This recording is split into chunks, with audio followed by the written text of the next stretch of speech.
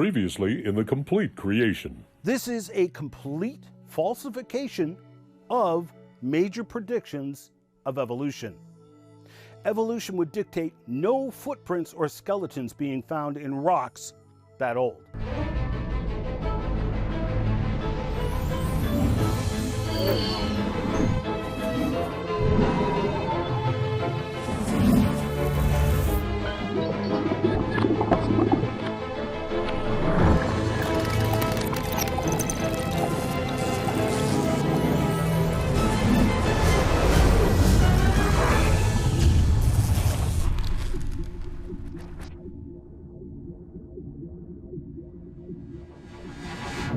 Welcome back and thank you for joining me again in this exhaustive series. We're now past the halfway mark in this epic adventure as we explore the science, philosophy, and theologies of the creation-evolution debate.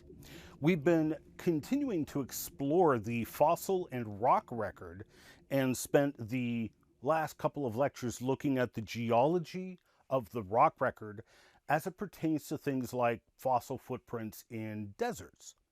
Now, shortly, we'll take a look at all of these easily falsified ages assigned to those rock layers.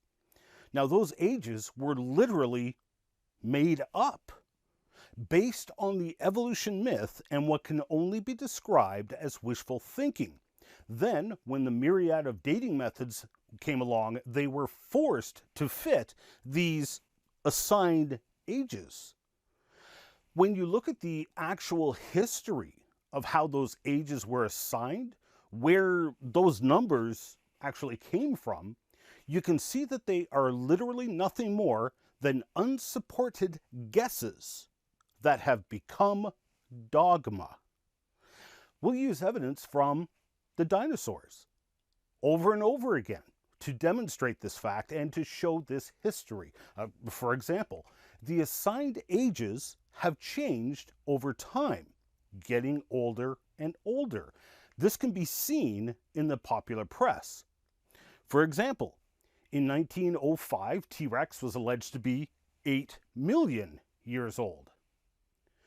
But T-Rex must have aged in dog years or something, because by 1927, he was 30 million years old.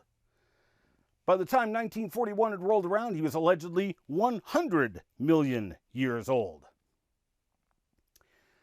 Study of the dinosaurs provides stunning evidence that all of these ages are completely and wholeheartedly false. They are fiction. We'll even use some of the evolutionary dating methods on dinosaur fossils and dinosaur-bearing layers to show the conflict between the scientific evidence and the wishful thinking of deep time.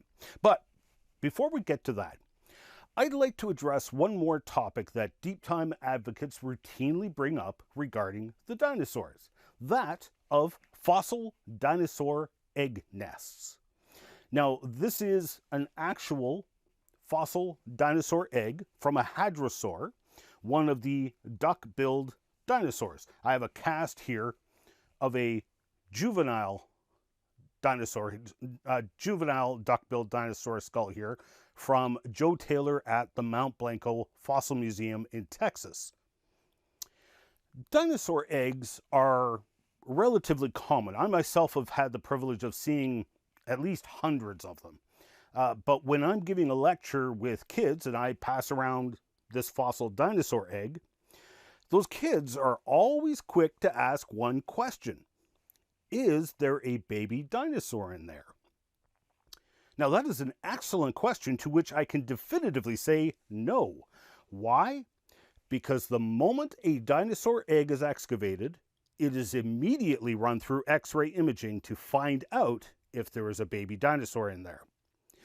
They do this because while dinosaur eggs are fairly common, finding one with a dinosaur embryo is exceedingly rare, and the value of the dinosaur egg goes through the roof if it's found to have an embryo inside of it. But that's a significant data point in the investigation. Why on earth would dinosaur embryos be so rare, especially if the eggs themselves are fairly common? But let's take a look at dinosaur egg nests, because the advocates of deep time wish to contend that delicate nests of dinosaur eggs would never survive a global flood. Now, I beg to differ, and I invite you to conduct your own research, both you, the advocates of deep time, and those of you viewers who astutely wish to verify or refute what I am saying here. Now, this is a reconstruction of a nest of eggs from an oviraptor dinosaur on display at the Big Valley Creation Science Museum, just north of the dinosaur-bearing Badlands in Alberta, Canada. Do stop in if you get the chance. Several things to note about these nests. Notice that the eggs were laid in pairs. Now, it's not clear whether the dinosaur had two oviducts or what, but apparently there was several dinosaurs which laid eggs two at a time. The mother dinosaur would apparently sit in the middle, lay two eggs, rotate, lay another two eggs, rotate, lay another two, and continue to make a circle. Now, it will sometimes lay a second layer of eggs in a circle on top of the first. Now, this makes a whole pile of sense, actually, as then the mother dinosaur can sit in the center to brood and not crush the eggs. This dinosaur was smart. Oh, but wait. Is this a clue in the debate over whether the dinosaurs were cold-blooded or warm-blooded? I would venture it is a significant clue. Why would the mother brood over the eggs instead of just digging a hole and burying the eggs like a cold-blooded turtle does? Now, while this particular nest was attributed to Oviraptor, it appears many, if not all, of the egg-laying dinosaurs wanted to nest this way. So here's a reconstruction of an unknown dinosaur egg nest from China, clearly depicting that telltale circular pattern. And over in France, you can see some sauropod eggs laid in circular patterns of eggs intermixed with clusters of eggs. It would appear that the dinosaurs instinctively wanted to lay their eggs in a circle, but something interfered with their nesting. I wonder what it was that interfered with their nesting. By the way, I highly recommend you read Walter Barnhart's exceptional paper in the Creation Research Society Quarterly. I will be referencing that paper heavily in this segment, as it is so well done. And that paper inspired the multiple egg nest reconstructions I made for several creation museums around North America. But we do find some orderly dinosaur nests in sedimentary layers that we creationists would claim were laid down by the flood of Noah. Now, deep time advocates argue that preserved egg nests would refute the idea that these layers were laid down by Noah's flood. After all, how on earth did the nest survive undisturbed while catastrophic flash floods swept over it? Now, it's an excellent question, but I contend that in actuality, the evidence profoundly supports a flood burial. In further flume studies that we conducted at the Creation Evidence Museum, we built a larger linear flume fed by the rotary flume, which kept the sediment suspended in a large volume of water, which we could then wash through the flume at speeds of up to 3 meters per second, which is roughly the speed of the tsunami floodwaters on the land in Indonesia in 2004 and Japan in 2011. So here's some research that those of you who are ambitious can do. To address the questions surrounding nests in flood waters. I took some chicken eggs, which when fresh are just negatively buoyant. I laid them in sand in the flume in different orientations to the flow, and then opened the gate to start the sediment-laden waters flowing through at about 2 meters per second. Not only did the eggs not budge, the water flowing around the eggs changed velocity. Now, I didn't discuss previously the effects of these changes, but such flows are very visible in the cross sections of cliffs with polystrate fossils. Take a look at this polystrate trunk from Tennessee. The water was flowing right to left, and you can see prominent crossbeds in the sediments, but also the water was flowing around the tree. So the water splits on this side to go around the trunk. Now, it's a Venturi effect, which means the water velocity will increase here where the flowing water has to split. Higher water velocity means that it can carry more sediments and larger sand grains. So you can see that the water scoured the sediments on this side of the trunk, visible as a thinning of the sedimentary layer. But on this side, where the water flows come back together, the water velocity drops. Slower water means it can't carry as much sediments, nor can it carry larger grains of the sediments. So the sediments fall out of suspension from the water flow, leading to a thickening of the layers, the sedimentary layers. These are what Calder et al. Called vegetation-induced sedimentary structures in the title of their paper on the Joggins Fossil Cliffs. They are visible all over the place at Joggins and shows that it was massive amounts of flowing waters that buried the numerous polystrate plants. Now, what we saw in our research with our nest of chicken eggs in sand was the exact same effect. The water velocity increased here, scouring sediments on the upstream side of the eggs and depositing those sediments on the downstream side. This actually buttressed the eggs and further kept them from being moved by any flowing water, which was now also depositing sediments on the nest, burying the eggs exactly how and where I placed them. So, by experimentation that you can conduct at home, if you build a flume, you can verify for yourself that yes, most certainly a ground-laid egg nest can be buried in place by even an extremely powerful flash flood like a tidal wave from a tsunami. Now, let's come back to the dinosaur embryos. As I said, I've personally seen at least hundreds of dinosaur eggs, yet I can only think of one dinosaur embryo in an egg that I've seen. So just going by those numbers alone, obviously the numbers of dinosaur eggs containing embryos would be less than 1%, a very small number.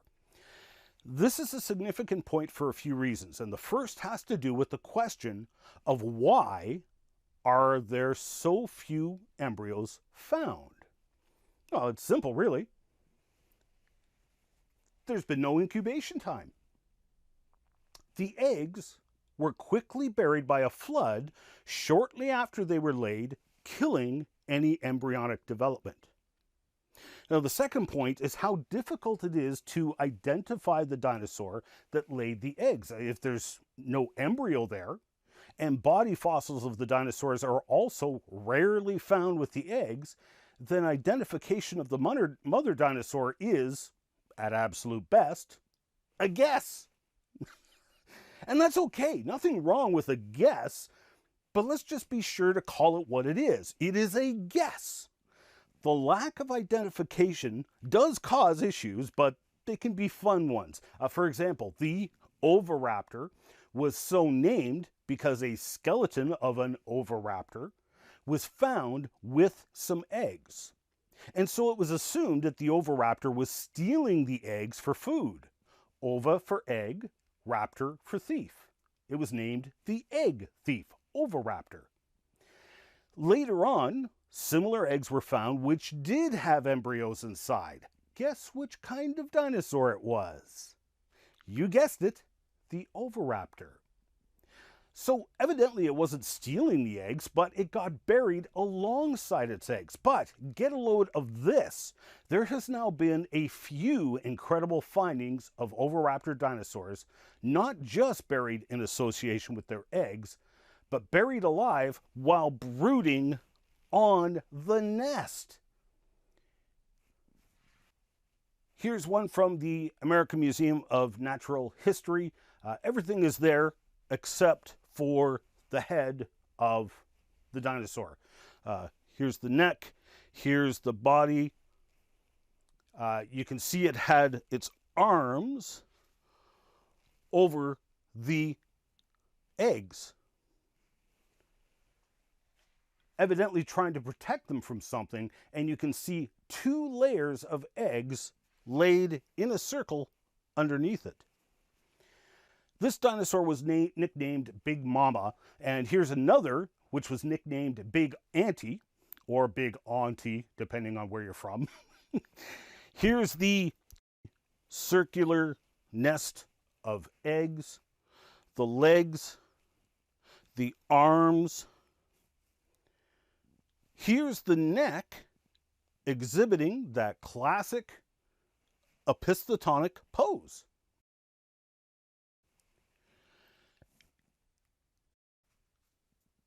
Here's a third example of an oviraptor buried alive while sitting on its nest of eggs.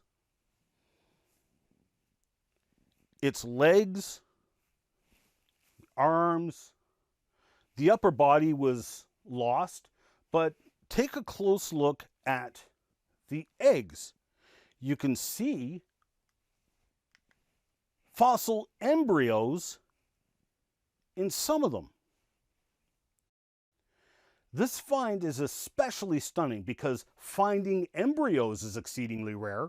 Finding the mother dinosaur in association with the eggs is exceedingly rare, but finding both is astonishing. Now, in that paper, the researchers noted that not all the eggs had embryos, and the ones that did have embryos were in different stages of development, what they called asynchronous hatching.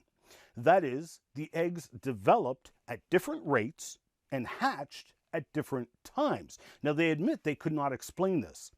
However, as Barnhart mentions in his CRSQ paper, if the mother is carrying the eggs for an excessive amount of time, the fertilized eggs will develop inside the mother. Now, it is difficult to know what effects this might have. Asynchronous development of the embryos may very well be the result. And you need to understand, all of these dinosaur egg nests are found in layers that even the evolutionary researchers call tidal flats. The sediments even contain marine fossils, and it's obvious that these oviraptors were buried by a flash flood. On this, everybody agrees. In fact, Lopez Martinez et al., publishing in the Journal of Paleogeography, Paleoclimatology, and Paleoecology, entitled their 2000 article, Dinosaurs Nesting on Tidal Flats. In that paper, they described the egg nests. The clutch occurs in gray marls that were originally waterlogged, muddy sediments. Question: when the evidence heavily favors the dinosaurs being warm-blooded and them wanting to lay their eggs in circles so they can brood the eggs, why would they lay them in disorganized clusters in waterlogged, muddy sediments? May I suggest to you it's because there was no other place to lay the eggs. And the dinosaurs weren't laying nests, but rather getting rid of the eggs in high stress conditions, namely a global flood that had been encroaching upon the land higher and higher over several weeks.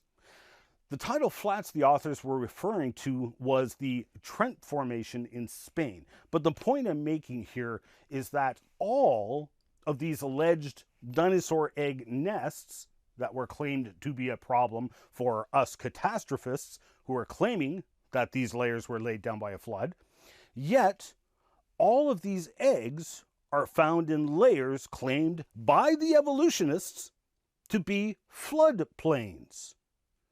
Now, the popular press likes to depict the oviraptors buried on their nests as nesting in a riverbed, which is downright deceptive in their description, because if you look at the actual evidence, it's not a riverbed, it's a tidal flat. So this is what the scene would look like. And remember, this tidal flat is provincial in size. It would literally be farther than the eye can see in all directions. Then a flash flood rushed in, burying the oviraptors alive while sitting on their nests. This is what the evidence shows. Does that line up with the story of a local flash flood overflowing the riverbanks? Or does this further affirm the global flood narrative where, between resonant tidal waves, the oviraptors laden with eggs they've probably been carrying for quite some time at this point, made a nest in just a few short hours in the only spot they could, the tidal flats that were freshly laid down by the last tidal waves. They didn't want to do this. They had to do this. When you gotta go, you gotta go. So, what the dinosaurs apparently wanted to do instinctively was to lay circles of eggs in a nest. Yet, they were under stress, carrying around eggs for days to weeks before they finally laid them. Some of them died on their nests. Others apparently laid their eggs while they were on the move. This was a group of eggs found in the Two Medicine Formation of Montana and originally attributed to the Troodon dinosaur. However, as is typical, no eggs were found with embryos, nor body fossils of the mothers, so the identity of the egg layer is only a guess. Now, I did misspeak about this particular group of eggs many years ago and referred to them as oviraptor eggs. I was talking about oviraptor eggs, and these eggs were virtually identical to oviraptor eggs. The hate-filled atheists mocked me for not only getting the wrong dinosaur, but getting the wrong continent, as oviraptor wasn't even found in North America. What a ridiculous argument. Do you guys honestly not realize how foolish this makes you look? Because your identification of the egg-laying dinosaur is a guess. But wait for it. Lo and behold, just a couple of years later, oviraptor dinosaurs were found in North America. Where? In Montana. Gee, that's where these eggs were found. At any rate, while the hate-filled atheists were trying to distract away from my points with their irrational and ridiculous mocking over my not using their favorite guess words, they didn't even raise a finger to answer the point I was making. These eggs were not laid in a circular nest.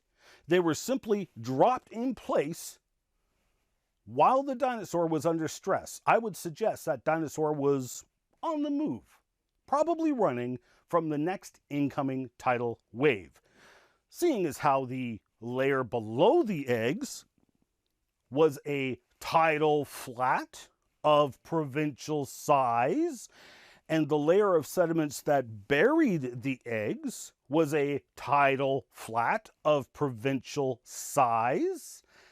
But check it out. The titanosaur clusters of eggs found in Spain were also found in what appeared to be bunches of hurriedly dropped eggs, and they were dropped in disorganized bunches in a relative line, as the dinosaur was apparently on the move. This reconstruction shows approximately the way the eggs were found. Those dinosaurs weren't sticking around to take the time to make nice circular nests that they wanted to make. Why not? Now here's another clutch of eggs called a nest, of which Barnhart made a very astute observation. The mother dinosaur apparently followed the instinctive habit of standing in one spot and laying a circle of eggs. But notice something weird. The eggs were apparently laid in rising mud. This had to have been the first egg laid, and each egg is higher than the last. Remembering that these sedimentary layers are provincially sized tidal flats, it would appear that mud was being deposited around the ankles of the dinosaur as it laid its eggs.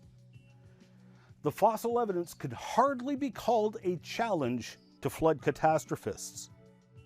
It is clear that this was less than ideal conditions for the laying of eggs, and that the evidence, if anything, supports a global watery catastrophe and not long and slow geological processes and deep time. Coming up in the next Complete Creation. Wait, did he just admit that if the rocks being dated were only 6,000 years old, that the radio dating methods would give an erroneous, inflated age of millions of years? Yes. Yes, he did. Why, thank you for that concession. You can catch the entire series in a variety of ways. You can watch the show online at www.completecreation.org or www.genesisweek.com. You can also purchase the Complete Creation series in full high definition on Blu-ray or video on demand at completecreation.org. Or support the Miracle Channel with a monthly tax-deductible donation and access the entire Complete Creation series in high definition through Corco, Miracle Channel's video on demand service. We need your support to keep this program on the air, so please pray for us. And if you wish to financially support the program, Canadians can make a tax-deductible donation to Core Ottawa, Canada North Post Office Box 72075, Ottawa, Ontario, Canada, K2K2P4.